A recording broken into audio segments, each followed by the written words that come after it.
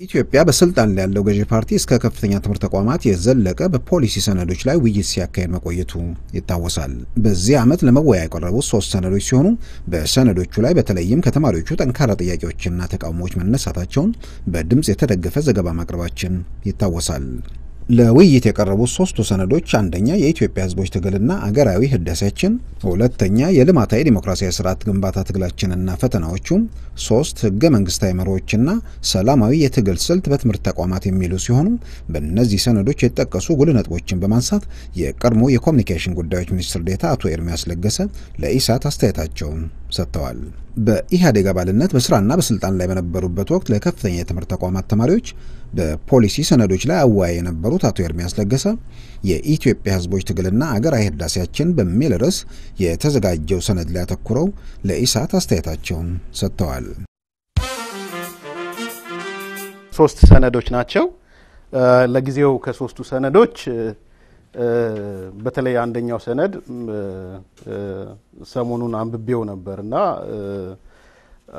በጣም የሚገርሙ ነገሮች ነው ያሉት። በአጋጣሚ በማስታወሻ መልክም ያያስኳቸው ነበርና እንግዲህ በአጠቃላይ ይሄ ስልጠና የሚባለው ነገር ይሄ የተለመደ ጨዋታ ወደ ተለመደ ጨዋታ ተቀይሯል። ብዙ ለውጥ ማመጣ ጊዜያዊ የፖለቲካ ትርፍ ለማግኘት የሚሄድ ነገር ነው። እሱ አንዱ ነገር ነው። ሁለተኛ መሰረታዊ ነገሮች የሚቀየሩበት አይደለም። ኢህአዴግ ገና ስልጠና ሲያስብ ለኢንዶክትሪኔሽን ለማሰረጽ ነው እንጂ በሚነሱ መሰረታዊ ፖሊሲዎች ላይ ለውጥ ለማምጣት አይደለም ሲጀመርም ማለት ነው። ስለዚህ በፖሊሲ ደረጃ ለውጥ ይመጣል የሚል እምነት የለኝም። ካሉ ደግሞ 1 2 3 ብለው በዚህ ፖሊሲዎች ላይ ለውጥ አምጥተናል ብለው ማለት አለባቸው። ለምሳሌ እኔ በነበረኝ የካድሬ ዘመን እንደ አንድ ምሳሌ ባነሳ ትልቁ 10ኛ ክፍል ትምህርት መቋረጡ ህብረተሰቡን የሚያንገበግበው ጉዳይ ነው። አንተም ተከታትለዋልና 10ኛ ክፍል በኋላ የተወሰነው ወደ ቴክኒክ የተወሰነው የሚሄድበት ነገር በጣም ትልቅ የፖሊሲ ችግር ያለበት ነው። እንግዲህ ይሄንን ፖሊሲ ዲዛይን ያደረጉን ሰዎች ትምህርት የሚያስተምሩት ሌላ ቦታ ልጆቻቸው ነው። የኢትዮጵያ ጭቁን ህዝብ ግን ከ10ኛ ክፍል የሚታገድበት እና ቴክኒክ ምናምን በሚለው የሚሄድበትና እውነት የለውጥ ጉዳይ ከሆነ በኋላ ከተማሪዎችም አሁንም የሰማሁት በእንደዚህ አይነት የፖሊሲ ጉዳዮች ላይ ለውጥ ማምጣት ነው። ካመጡ መናገር መቻል አለባቸው። ሌሎችም የፖለቲካ ጥያቄዎች ላይና ብዙ ጊዜ ለውጥ የሚመጣበት አይደለም። ዞሮ ያየሁት ነገር የመጀመሪያውን ሰነድ ይሄ ልማታዊ የዲሞክራሲ ስርዓት ግንባታ ትግላችን እና ፈተናዎች የሚለውን አይቼዋለሁ። በእነሱ ላይ 1 4 5 ፖይንቶችም እንዳንሳ ከፈቀድክልኝ እንግዲህ አንደኛው ያየሁት ነገር እስከ 99 ዓመተ ምህረት ከ93 እስከ 99 በነበረው ጊዜ አንተም ታስታውሳለህ የስርዓቱ ዋነኛ አደጋ ጠባብነትና ትምክህት ተብሎ ተገልጾ ወይም አሁን ባሁን ያለው ወርድ ኪራይ ሰብሳቢነት በሚለው ይሄ ግን የሚመነጨው ምንጩ ከውስጥ ነበር የሚለው የስርዓቱ አደጋ ከውስጥ ነው የሚመነጨው። የቀደም ያነሳው ይሄ ጠባብነት ትምክህት የሚባሉት የኢህአዴግ ቃላቶች ማለት ነውና እነሱ ግን ምንጩ ከውስጥ ነው እና የምታስታውስ ከሆነ በስብሰናል የሚል ቃል ነበር። ታስታውስ ከሆነ እንደ አሳ ከጭንቅላታችን ነው የሸተት ነው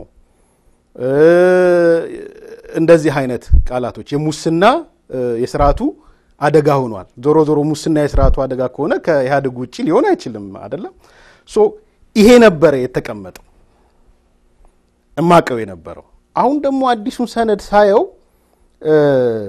የስርዓቱ አደጋ ከኢህአዴግ ውጪ እንደሚመነጭ ነው የሚያስቀምጠው። አንድ ዳይቨርሽን አለ ማለት ነው። እኔ የተረዳሁት ነገር በዋናነት የስርዓቱ አደጋ ከዛ እንደማይመነጭ ነውና በገጽ 24 ላይ ምን ይላል መሰለህ? በስልጣን ላይ ሆኖ አገሪቷን የሚያምስ የትምክህት ኃይል የለም ይላል። አንድ ኦኬ። ከዛው ገጽ 24 ላይ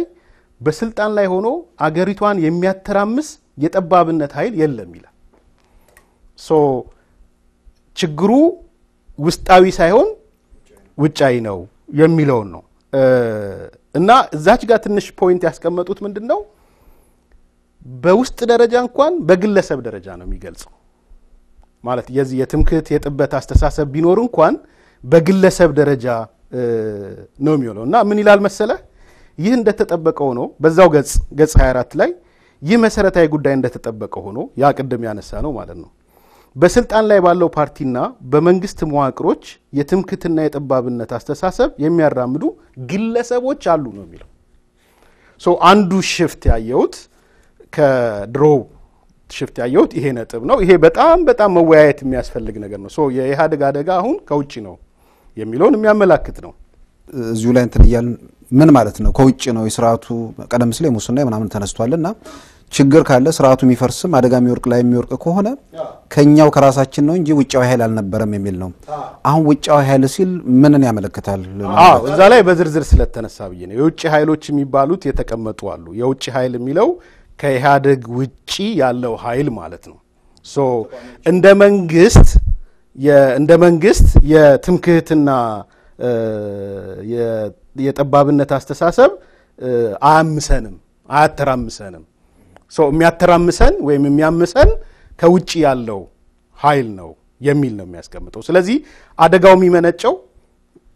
ከውጪ ነው እንጂ ከውስጥ አይደለም። ያኔ እነ ታስታውስ ከሆነ እኮ እነ ገብሩ አስራትንም ለማባረር እነ ስዬንም ለማባረር ስዬ በተለይ የሙስና ኬዝ የሥርዓቱ አደጋ ስለተባለ አሁን ይሄን አነሳም ይሄ ሰነድ የተለየ አስተያየት ካላቸው ሊያነሱ ይችላሉ። ይሄ በገጽ ያየውትን ነው ማነሳው ነው። ሁለተኛ በግለሰብ ደረጃም እንዳልኩ ችግር ያለባቸው ሰዎች አሉ ብሏል፣ ግን የሥርዓቱ አደጋ አይደሉም ነው የሚለው። ሁለተኛው ነጥብ አሁንም ትንሽ የገረመኝ ነገር በዚሁ ሰነድ ላይ ሰርጎ ገቦች መኖራቸውን አምኗል ይሄ ሰነድ እና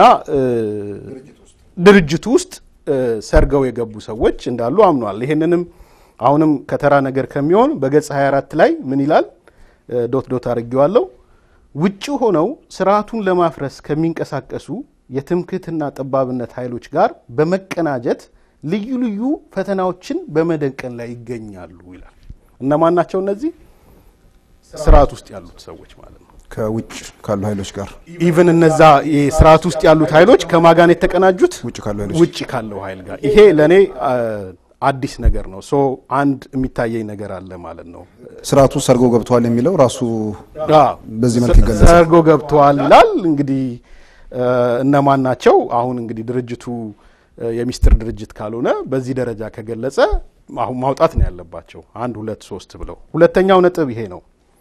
ሶስተኛ ያየሁት ትምክህትን በተመለከተ ሲገልጽ አንዳንዴ በጣም የሚያሳፍር ነገር ነውና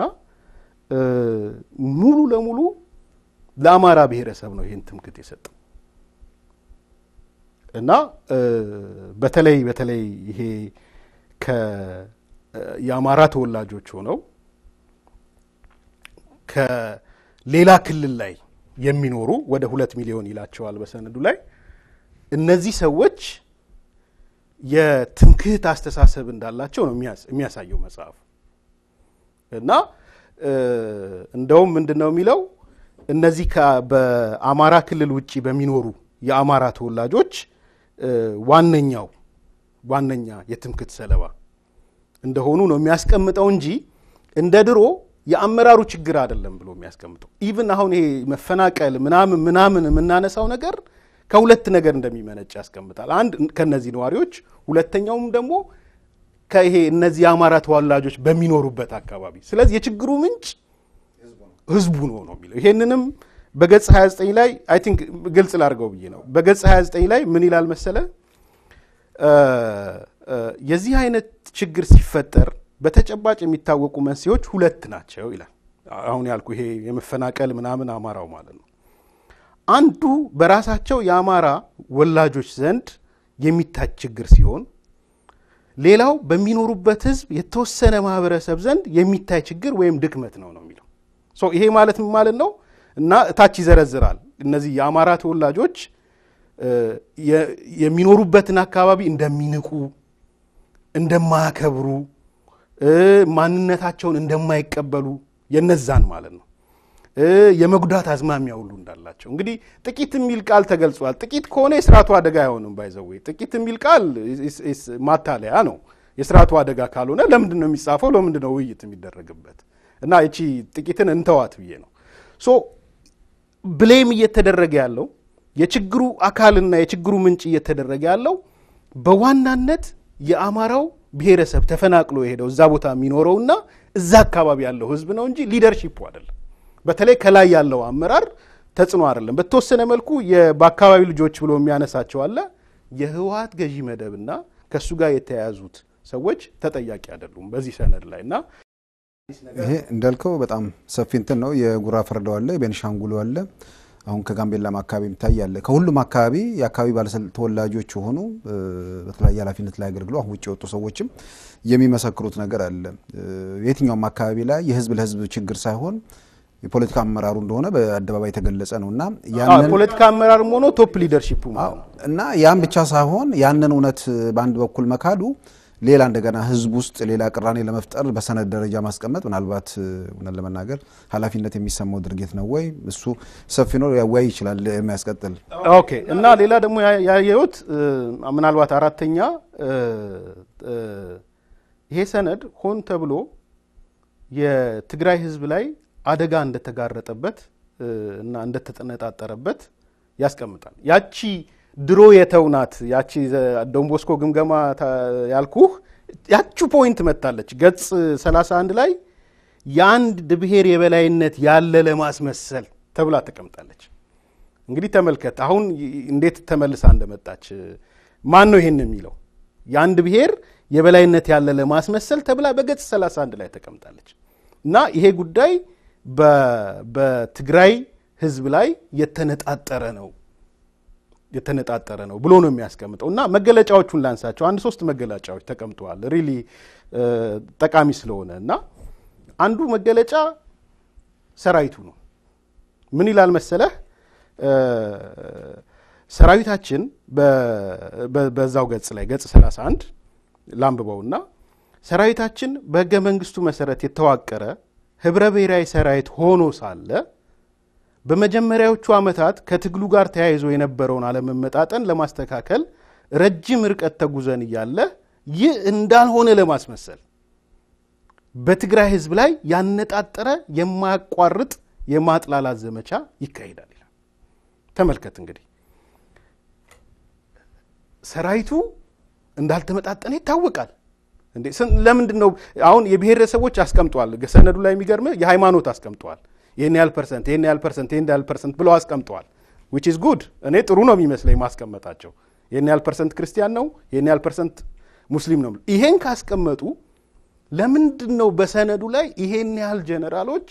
የትግራይ ተወላጆች ናቸው ይሄን ያህል ጀነራሎች የአማራ ተወላጆች ናቸው ይሄን ያህል ጀነራሎች የደቡብ ናቸው ለማስቀመጥ ፈሩ እሱ ብቻ አይደለም why የማመጣጠን ስራ ሰርተናል ተብሎ ለምንድነው ይሄ ህዝቡ ይሄንን ምሁራን ካልጠየቁ እኔ በጣም አፍራለሁ እውነቴን ነው ማለት መጠየቅ ያለባቸው ነገር ነው ዩኒቨርሲቲ ምሁራንም ተወያይተውበታል አይ ምናልባት እንደውም ይሄን ተነሳ ኤርሚያስ አቶ ጁነዲን ሳዶ ምርጫ 2002 ክርክር ላይ አስተዋውሳለሁ ይሄ ነገር ምክንያቱም በአደባባይ የሚታይ ነገር ስለሆነ ጥያቄው እንደሚነሳ ስለሚታወቅ ተዘጋጅተው መተው አቶ ጁነዲን ሳዶ ምናልባት አትላንታ ነው ያሉት አንድ ቀን ቀርበው ይናገሩት ይሆናል የማመጣጠኑ ስራ ሻለቃ ጋር ደርሷል አሉ 2002 ላይ እንግዲህ ከ83 እስከ 2002 ሻለቃ ጋር ደርሷል ምናልባት አሁን ኮሎኔል ደርሷል ወይስ ከመራምነውበት ነው ያለው እውነት ነው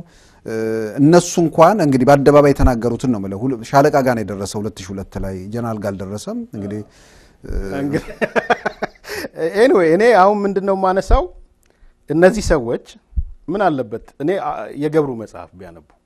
እውነቴን ነው እንግዲህ እስካሁን አልካዱም የገብሩ መጽሐፍ ላይ እኔ ፕሮሞት ላደርገው አይደለም ግን ያስቀመጣቸው ነገሮች መውሰድ አለብን የብሔር አስተዋጽኦ ያሟላን ነው የሚለው ይሄ አሟልተናል ነው በምን ደረጃም እንደተሟላም አያነሳም አይሱ በነገራችን ላይ ኤርሚያስ ነው ግልጽ ያደረግ እንድንሄድ ለፓርላማ የቀረበ ነገር አለ ስለ ሰራዊት ተዋጽኦ ብለው ጠመንጃ የሚተሸከመውን ወታደር ቁጥር አንስተዋል ግን አንዱ ትልቁ ነገር የማመጣጠን ጥያቄ ሁሌም ሲነሳ የአዛዥነት ቦታ ነው ፈንጂ ላይ የሚሄደውማ ቁጥሩ ከየትም ሆነ ትርጉም የለም ትክክል ነው እና እዚህም እኮ የሚያነሳው ነገር የህብረ ብሔራዊ ሰራዊት ሆኖ ሳለ ይላል የህብረ ብሔራዊ ሰራዊትነት ጉዳይ እታች ላይ ተሟላ ዋይ ላይ ለምንድን ነው የማይሟላው እና አቶ ገብሩ በግልጽ ያስቀመጡትና እኔ በጣም ደስ ያለኝ ፖይንት ላንሳለ የህብረ ብሔር ፓርቲ መመስረት ያቃተን የህብረ ብሔር ሰራዊት መመስረት ያቃተን አንደኛ የቀድሞ ሰራዊቶችን በማባረራችን ነው ይላሉ እሳቸው ይሄንን ለምንድን ነው ያድግም ማምነው because ምንድነው የሚሉት እሳቸው የቀድሞን ሰራዊት ባናባረር ኖሮ ቢያንስ 3 ነገሮች ይሟሉ ነበር ይላሉ አንደኛ የብሔር አስተዋጽኦ የሚባለው ነገር በሰራዊት ውስጥ ጥያቄ አይሆንም ነበር because ጀነራልም ኮሎኔልም ደርግ ውስጥ ወይም የቀድሞ ሰራዊት ውስጥ የነበሩ ሰዎች ነበሩ እነሱም ማስገባት እንችል ነበር አንድ በጣም ጠቃሚ ነጥብ ይመስለኝ ሁለተኛ የብቃት ችግር ነው የኢትዮ ኤርትራ ጦርነት መነሳት ይችላል የብቃት ችግር ያጋጠመን ይሄ ሊደርሺፑን ትተነው ሙያ ያለውን ጀነራል ሙያ ያለውን ኮሎኔል ሙያ ያለውን የቀድሞ ወታደር እና መኮንን ብናመጣ ኖሮ የአቅም ችግር አያጋጥመንም ነበር ብለው እሳቸው ኮንፌስ አድርገዋል ሁለተኛ ሶስተኛ ያነሱት ነጥብ የፓርቲ ገለልተኝነት ሰራዊቱ ከፓርቲ ነፃ መሆን አለበት የሚለውን የቀድሞውን ወታደር ብናስገባው ኖሮ የፓርቲ ገለልተኝነት የሚባለው ይፈጠር ነበር ይላል እነዚህ ናቸው መሰረታዊ ነጥቦቹ ለምንድን ነው በዚህ ጉዳይ ላይ ይቅርታ የማይጠይቁት ለምንድን ነው ይሄን የማያካትቱት ይሄ የፈጠረው ችግር ነውና ግን ያው ዲናይ ለማድረግ የተሄደ ነገር ነው ሌላው ያየውት ነገር ስለ ትላልቅ ፕሮጀክቶች ነው እዚሁ መጽሐፍ ላይ ማለት ነው ትላልቅ ፕሮጀክቶች ላይ በጣም የሚያሳዝነው እኔ የስንት ሰው አስተሳሰብ እንደሆነ አላቅም በአማራ ክልል እነዚህ በተለይ የህዳሴው ግድብ በአማራ ክልል ባለመካሄዱ ሆን ተብሎ ያማናን ህዝብ ለመጉዳት ተብሎ ይወራል ይላል የማን አስተሳሰብ ነው we don't know አይሰምተን አናቀም ምናልባት እውነት ለመናገር ነው በግሌ ሰምቼ አላቀም ይሄን እዚህ ሰነድ ላይ እስኪጻፍ ድረስ ሰምቼ ያመጡት ያማራ ህዝብ ይሄን ብሏል ወይስ ያ ሆን ተብሎ ያማራን ህዝብ እንትን ለማለት ነው ይሄ በጣም መሰረታዊ ስለሆነ ነው እኔ ከህዳሴው ግድብ ጋር ማቀው ጥያቄ ትልቁ ጥያቄ የሚመስለኝ ፕሮጀክቱን መቃወም ወይ የት ቦታ ሄደ ሳይሆን ፕሮጀክቱን የሚሰሩት ሰዎች ወይም ደግሞ ፕሮጀክቱ በማን ነው እየተሰራ ያለው በጨረታ በፎርማል በሆነ ነገር ነው አይደለም እነማን ናቸው ተጠቃሚዎች ይሄ ነው ትልቁ ጥያቄ እኔ በጣም ከዚህ አንፃር ስሜቴን የነካው ምኑ መሰለ ተማሪዎች እዛው የተወያዩ ተማሪዎች ይልኩልኝ ነበር መልእክት እና አንዷ መልእክት በጣም አነጋጋሪ መልእክት መስላኛለች እና ላንሳት አንዱ ምንድነው ያለኝ ተማሪዎች አንስተው ውይይት የተካሄደበት ነገር ማለት ነው ካልተሳሳትኩ የግድቡ እየተካሄደ ያለው ቤኒሻንጉል ነው ካልተሳሳትኩ እና ይሄን ጥያቄ አነሳን ብሎ ነው ይላከልኝ ይሄ ግድብ እየተካሄደ ያለው ቤኒሻንጉል ክልል ነው የቤኒሻንጉል ክልል የመገንጠል ጥያቄ ቢያነሳ because አንዱ እንግዲህ መገንጠልን ነው በጣም መጽሐፉ ቶሎ እንትን የሚለው እና የቤኒሻንጉል ክልል የመገንጠል ጥያቄ ቢያነሳ ይፈቀድለታል አይፈቀድለትም የሚል ጥያቄ ተነስቶ ነበር እንግዲህ ይሄ መሰረታዊ ጥያቄ ነው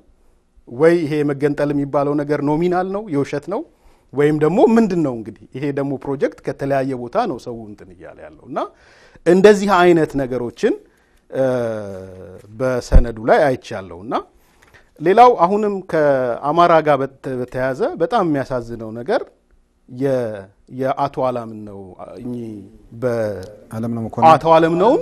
ትክክል እንደሆኑ ነው የሚገልጸው ይሄ ሰነድ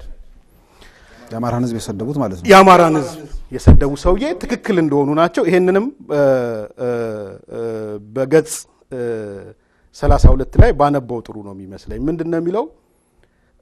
የትምክት አስተሳሰብ ያማራን ህዝብ መብትና ጥቅም በመጉዳት ስላደረሰው በደል የተሰጠ ማብራሪያ ነው የሚለው ትክክል መሆኑን ለማሳየት ማለት ነው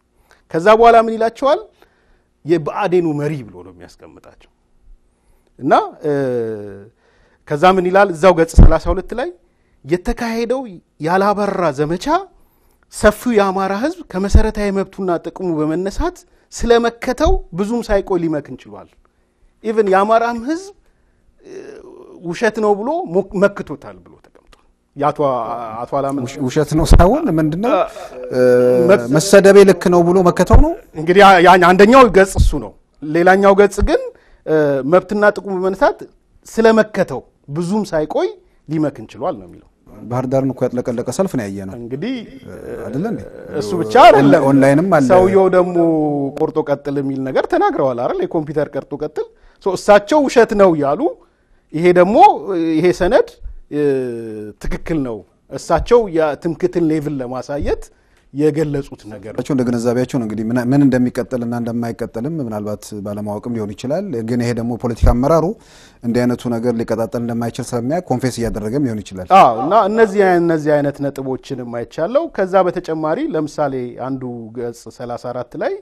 በፌደራል ደረጃ እኩል የመሳተፍ መብት በተከበረበት በዚህ አዲሱ ዘመን እነዚህ መብቶች እንደሌሉ የሚል ተጽፏል ይሄ በተለይ ከጠባቦች ጋር ይዘው ነው የሚያነሱት እና እንግዲህ ይታይ እኩል የመሳተፍ መብት ተብሎ ተገልጿል እንግዲህ በቅርብ ቀን ካንተ ጋር ኢንተርቪው ያደረጉት ሰው እንደ እውነትም እንነጋገር ከተባለ ከታዳጊ ክልሎች ስንት ሚኒስትር ነው ያለው ስንት የቤኒሻንጉል ሚኒስትር ነው ያለው የአፋር ነው ያለው የጋምቤላ ነው ኦኬ አፋር አንድ አሉ የባህል ሁሌም ያቺ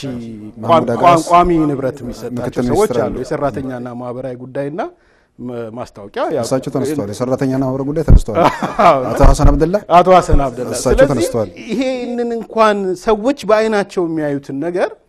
ኖ ኤርሚያስ ግን እንደው አንዳንዴ ያው እውነቱንም እንትን ማለት እንኳን ፌደራል መንግስት አሁን እኮ የጠቀስካቸው እኮ አቶ ኦሞዶ ባንግ የጋምቤላ ክልል ፕሬዝዳንት እንኳን ማዕከላዊ መንግስት ወይ ፌደራል መንግስት ውስጥ እኮ አይደለም ጋምቤላ ክልል ውስጥ እኮ ፕሬዝዳንት የሚመርጡና የሚሽረው እናቱ አባይ ፀሐዬ እንደሆኑ ተናግረዋልና እንኳን በፌደራል ደረጃ ይበቂ ውክልና እኔ እውነቱን ሁሉ ጊዜም ፍለፊት በመጋፈጥ እንግዲህ በመጨረሻ ያየሁት ነጥብ የዚህ ከአዲስ አበባ ማስተር ፕላን ጋር በተያያዘ ትንሽ የገረሙኝን ነገሮች ላንሳና ገጽ 33 ላይ ምንድነው የሚለው ችግሩና የሁከቱ ምክንያትና መገለጫ የጠባብ ኃይሎች ዘመቻ ነው የሚለው እንግዲህ የአዲስ አበባ የማስተር ፕላን ችግር ጠባብ ኃይሎች የፈጠሩት ነው እንጂ የህዝቡም አጀንዳ አይደለም ነው ያለው እንግዲህ ይሄ ምንድነው ሌሎ በጣም የሚገርም ነጥብ ነው ከዚህ ጋር በተያያዘ እንግዲህ ሪሊ አንድ ነጥብ ያስቀመጡት ምንድነው ለህዝቡ ይፋ ማድረግ ያለባቸው ይመስለኝ ይሄ በገጽ 34 ላይ በዚህ ድርጊት ውስጥ እና ድርጊቱን ካራገቡት መሐከል አንድ የኦህዴድ አመራር አለበት ነው የሚለው ስለዚህ አሁን እንግዲህ እኔ የምገምተው ነገር አለ ከዚህ ስብሰባ በኋላ ያው ጠረጋ ይካሄዳል ማለት ነው የተለመደ ጠረጋ አለ ይሄ በጅምላ የማባረር ስራ ሊሰራ ይችላል አመራር ከሆነ ደግሞ ይፋ ማውጣት አለባቸው ነከሌ የሚባሉ አመራሮች በዚህ ዙሪያ ተቃራኒ ነበሩ ብለው ማውጣት አለባቸው ሁለተኛ የኦሮሚያ ሚዲያ ኃላፊነት በጎደለው መልኩ አስተጋብቶታል ይላል ይሄን ጉዳይ ስለዚህ ኢቭን የኦሮሚያ ሚዲያንም ነው ክሪቲሳይዝ ኦሮሚያ ሚዲያ ማለት በኦህዴድ በመንግስት እጅ ያለው ማለት ነው የኦህዴድ ሚዲያ ማለት ነው የኦህዴድ የኦሮሚያ ክልል ሚዲያ የሳታቫው የሚባለው ማለት ነው ስለዚህ እሱም ኃላፊነት በጎደለው መልኩ አስተጋብቶታል ነው የሚለው እንግዲህ እነዚህ ናቸው በመጨረሻ ላይ ያየሁት አይ ቲንክ ሌላ ጊዜም በዝርዝር መነጋገር ያለበት በሃይማኖት ጉዳይ ላይ መንግስት ጣልቃ አልገባም ነው የሚለው ስለዚህ ይሄ በጣም ራሱን የቻለ ፕሮግራም ስለሚወጣው ሪሊ ጣልቃ አልገባም ወይ መንግስት የሚለውን ያው መጽሐፉም ላይ አንስቼዋለሁ ግን ሌላ ጊዜ ብናነሳው ይሻላል